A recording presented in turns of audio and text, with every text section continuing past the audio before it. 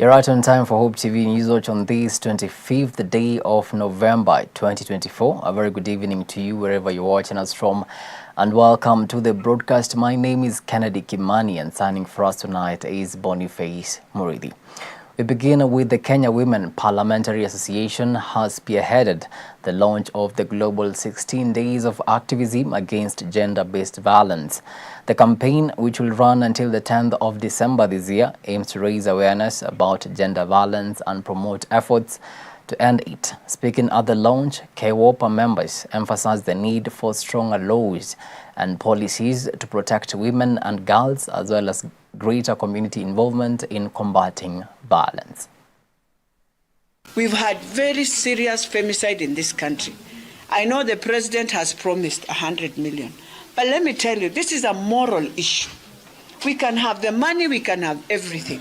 It is a moral value issue that we must deal with students in high school and colleges, and to tell them we all went through college.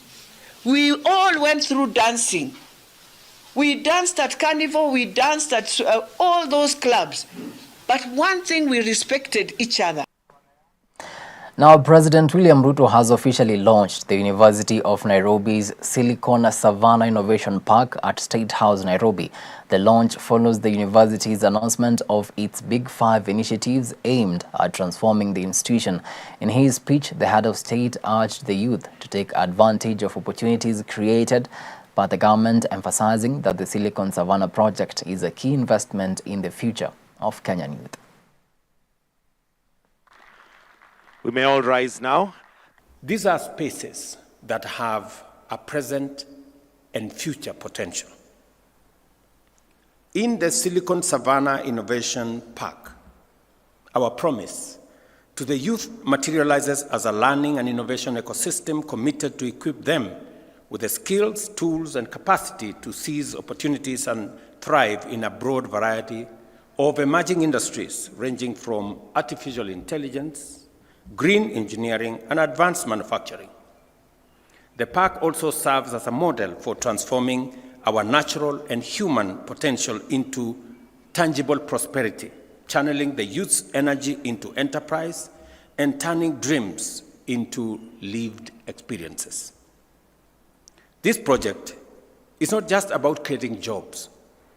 It is about reshaping Kenya's economic DNA by anchoring a robust technology and innovation ecosystem within a leading institution of higher learning. We strengthen linkages with industry and forge partnerships with regional and global entities. Now, the Council of Governors has today launched the County Financial Management and Procedures Manual for county health spending units to enhance efficiency. During the launch, Chairperson Ahmed Abdullahi emphasized that the manual would strengthen the county health facilities' role in executing the universal health coverage agenda.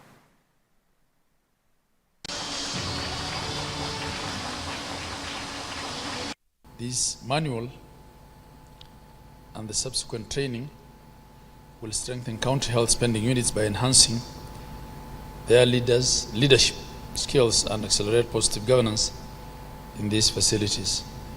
These will position county health facilities as key executors of the UHC agenda under the bottom-up economic transformation agenda on health.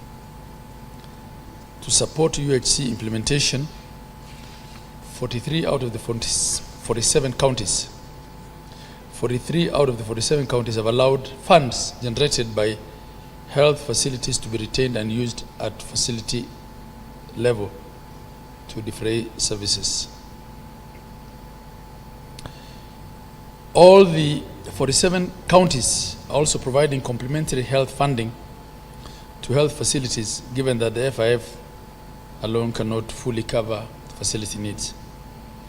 And the counties continue to engage PFM actors, public finance management actors at national and county levels to facilitate autonomy as envisaged under the Facilities Improvement Financing Act.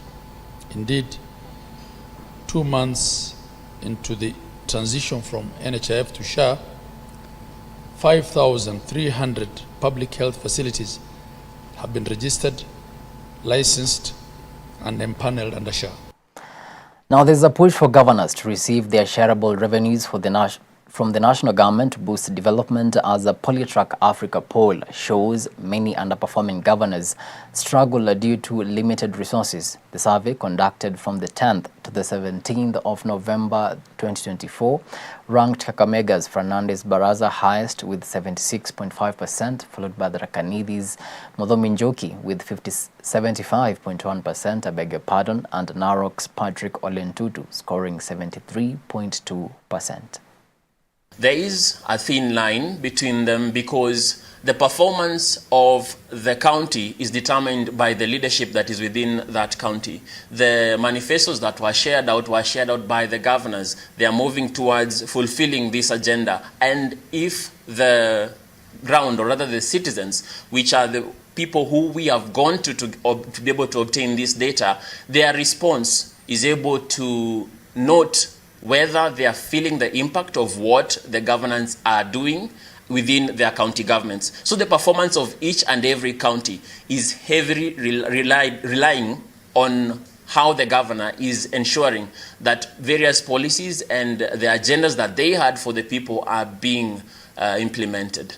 Ranked number 3, most transformative governor of 2024 is His Excellency Patrick Ole Ntutu, Governor Narok County, with an approval rating of 73.2%. In the second position of the most transformative governors of 2024 is His Excellency Muthomi Njuki, the Governor, Tharaka Nithi, with an approval rating of 75.1%. Leading the pack of the most transformative governors of 2024 is His Excellency Fernandez Baraza, Governor, Kakamega County, with an approval rating of 76.5%.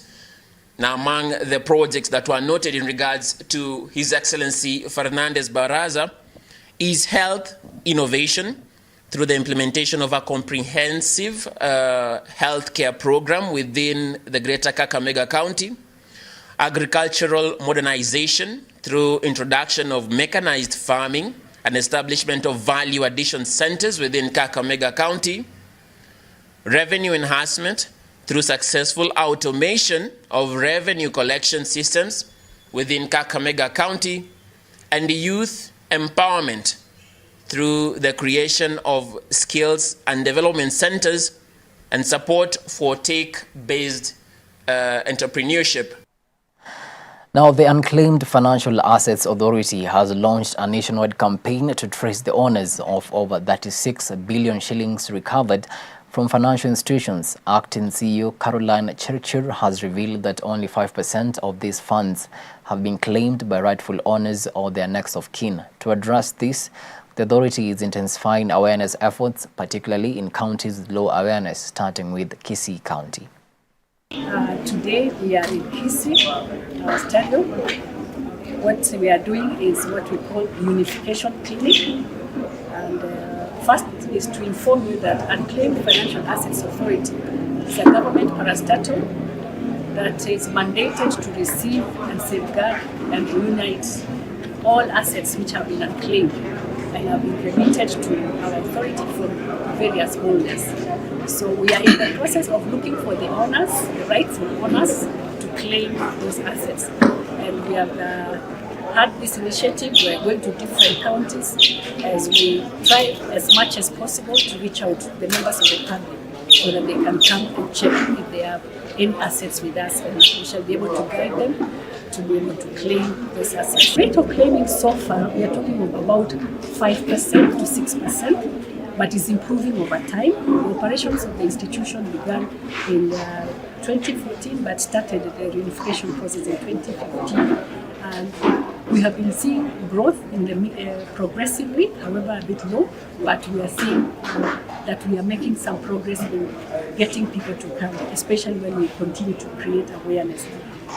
Reason, as I said again, sometimes we do not get all the details in terms of contacts of the owners, and therefore it takes us a lot of time to look for who are actually supposed to claim, or the rightful beneficiaries for the assets which have come to us. So we are talking of about 5 to 6% rate of unification so far. Initiative of holding clinics in various towns or areas and regions in the past 2 years rather, and we are finding it's giving us better yields, because when we do awareness, a few days just to create awareness to the people within that area and then tell them where we are located in the week, we found that there is good progress, and it helps us even in getting more numbers. Now, about 1,900 residents in the Rakanidi County have benefited from a medical camp hosted by the M-Pesa Foundation at Rubata Teachers Training College. An array of services were available, including eye care consultations, breast cancer screening, dental care, general health consultations. Sisi tumekuja siku ya leo kuhudumia watu wetu bila hata kuwaambia walipe, kwa sababu tunajua afya ni mali. Kwa hivyo katika pilika za kuangalia watu, kama ni mambo ya saratani ile mahali ya uzazi katika wanawake inaitwa cancer of the cervix, na pia hata wanaume PSA, ile kansa ya kitovu cha kojoa pale, na pia mambo mengi hata katika ile mboni ya macho ambayo labda inatatiza kuona, cataract. Part of this spreading of goodies is this particular special camp that we're having in partnership with the county government. So we've seen about 1,500 people by 12 noon today, providing them access to care. So people who have NCDs, diabetes, hypertension, are provided access to medication and continuum of care, ensuring that it's not just now, but furthermore. The showcase of the team has been fantastic. A lot of collaboration across various units in the business to just drive the Sambaza Furaha caravan across. And as we close Mount Kenya, it's only good to say we are passing on the baton to the team that will be going on to Greater Western to continue with the amplification. Well, it is exactly 17 minutes past the top of the hour. Time now for a short break, but immediately after, I'll be back with the business and sports news. Stick around.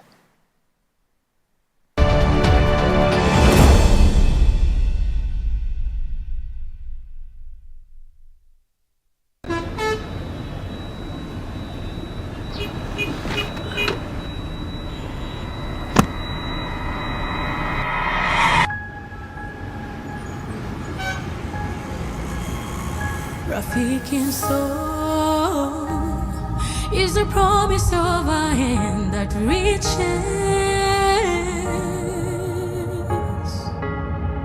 and goes beyond what angaza tumaini kote.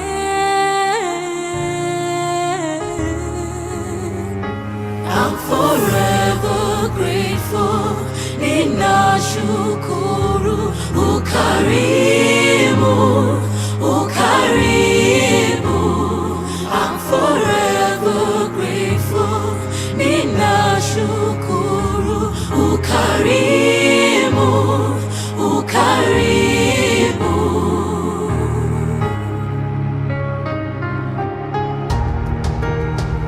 Rafiki soul is a promise of a hand that reaches and goes beyond watangaza tumaini kote. I'm forever grateful. Ninashukuru ukarimu, ukarimu. I'm forever grateful. Ninashukuru ukarimu, ukarimu. Rafiki msoul. Friends of Hope, keeping hope alive.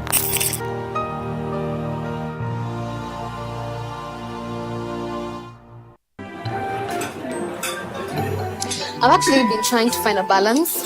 It's been really tough and hectic, but Everyone says once you get a hang of it, it becomes better, and I don't know, but I'm hoping to find the balance soon because it's really been hectic.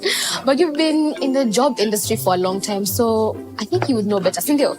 Huh? What time is it? I need to catch up on Leadership Forum. Do they have a radio here? Never mind. I brought my own. No way. You can't be serious. Wait, why do you have a radio and you can just catch up with the shows on Hope FM podcasts? Really? Even Meet of the One? Yeah. I mean, you can find them on whatever platform, name it. AfriPods, Google Podcasts, Apple Podcasts, Spotify, you name it. But I'm not subscribed on any of them. So no worries. You can just check out the latest episodes on hopemediakenya.org. You can now listen to select Hope FM programs on your favorite podcast streaming platform or directly on our website www.hopemediakenya.org. Listen and live. Coming soon. This November. He's the God who raised up Moses in a palace only to use him in the wilderness, and raised up Joseph in the wilderness only to use him in a palace. Young person, God is at work within your heart. What does it say? He is at work. It's Him who is at work in you. If you are going to be successful in the service of God, it calls for sacrifice. We get to appraise what God is doing, and by His invitation, partner with Him. Come on, keep moving. He's inspiring you to challenge that which seems impossible. What He would require of us is to declare, send me Lord, regardless of our background. Only on Hope TV.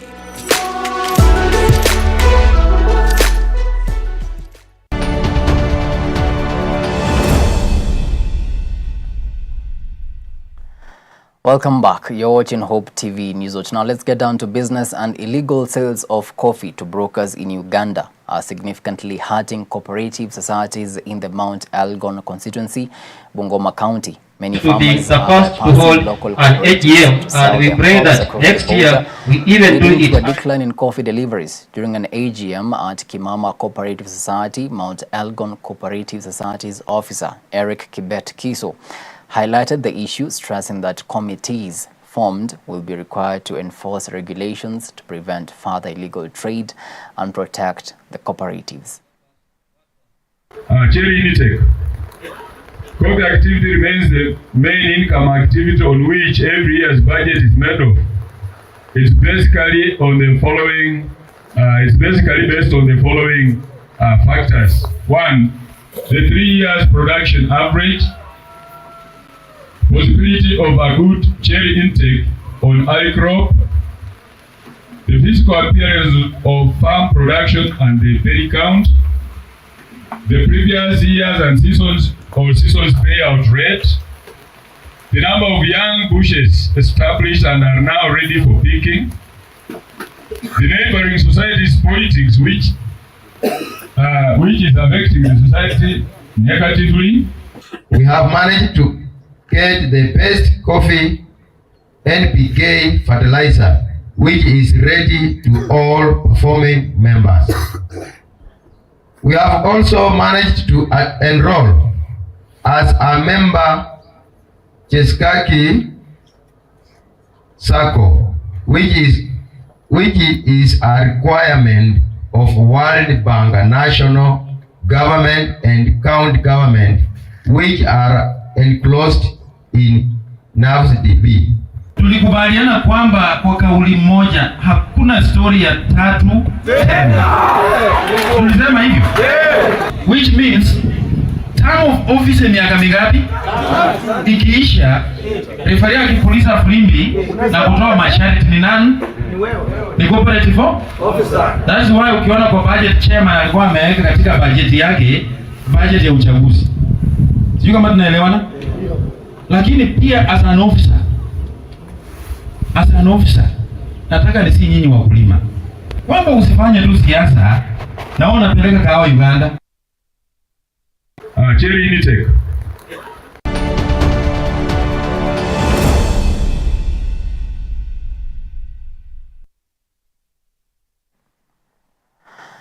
Now to some sport in action. National Women's Volleyball defending champions KCB have shifted their focus to the upcoming Kipchumba Karori Volleyball Tournament, slated for the 12th to the 15th of December 2024 at the Eldoret National Polytechnic. This is after the Bankers saw mixed results in the just concluded second leg of the Kenya Volleyball Federation League. The team lost 3-2 to Kenya Pipeline last Friday before beating Post Bank 3-0 on Saturday. On Sunday, they were beaten 3-2 by Prisons Kenya. We are trying to gel as a team because we lost some of our key players to other teams. But given going back by how we played today, so far so good, the team is doing well. And I can assure our fans that by the end of this season, we are still going to be the champions. Our coaches kept on encouraging us and telling us that everything is possible. So far we are doing well, and they kept on telling us we can do it, not to lose hope. Even if they go ahead with how many scores, we should not lose hope because we still can do it. My message to our KCB fans is that KCB is still there, we are still the champions, and going to Eldoret for the tournament, we are going to make them proud because we are going to win. Now, the second edition of the Governor Wavinya Cup football tournament continued over the weekend with sub-county knockouts in Kangundo, Matungulu and Kathiani. In Kangundo, Kevaloki FC triumphed 3-1 over Kikamboani FC, securing a spot at the county level. Kawauni also advanced with a 1-0 win against Kangundo Starlets. Matungulu's Mala Queens defeated Kikatini Queens 2-0 to move forward. In Kathiani Eagles stand Mwanga FC 1-0, earning a county-level ticket, while Nzaikoni Starlets triumphed over Kathiani Queens 4-2 in a penalty shootout to claim victory. Cha pili ni kuthank governor kwa sababu ametuconsider, especially sisi ladies, kwa sababu kuna tournament zimekuwa wasichana hawaangaliwi, but yeye ametuangalia. Nafurahia sana kuwa we are getting the same amount as men are getting. Hakuna ubaguzi wa kusema sisi ni wanawake tunapata kidogo. Tumekuwa equal. Tunashukuru governor kwa sababu ametuangalia. Hii pesa governor ametupatia, tuko na project kama team ya tuko na project ya kulisha kuku, na pesa kidogo tutasaidia wazazi, zingine tutajibamba. So tunashukuru. And team kwanza, this tournament, we want to thank the governor because of the tournament. This tournament inaleta great benefits to the young people. Angalia, the young people, they are wameingia kwa drugs and a lot of things. There is more of idleness in our county, but with this initiative, it is going to build our young people through this program, and we want to see the governor coming up with more initiatives that is going to help our young people.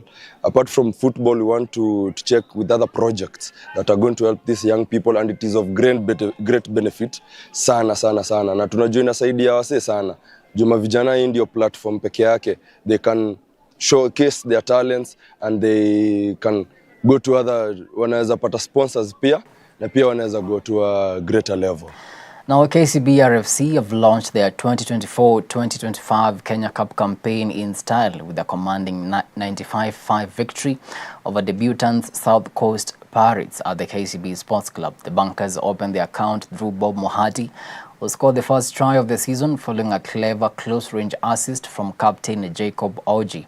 Speaking after his first Kenya Cup game as the head coach, Oliver Mangeni noted that the team still needs development to ensure it competes effectively in the Kenya Cup. It's just an opportunity to give the players a chance to show what they've been doing in pre-season, but clearly we were like 60% there. Yeah, we had so many chances we ought to have converted. We left so many points on the park. I think this is something we'll need to go back and just polish going forward. Bringing in another crop of players, another lot. We've used 23 today. We thought we would use 46 for the weekend, but we still have a number of good players who are willing to also putting up their hands to be chosen for the next fixture. But we'll go back, review, and drop some, promote some, and that is rugby. Only that, we come to the end of our news tonight. Many thanks to you for making time to watch Hope TV Newswatch. We really do appreciate the value of your time. On behalf of the amazing team that made this bulletin a success, have yourselves a blessed night. My name is Kimani, and signing for us tonight has been Boniface Morithi.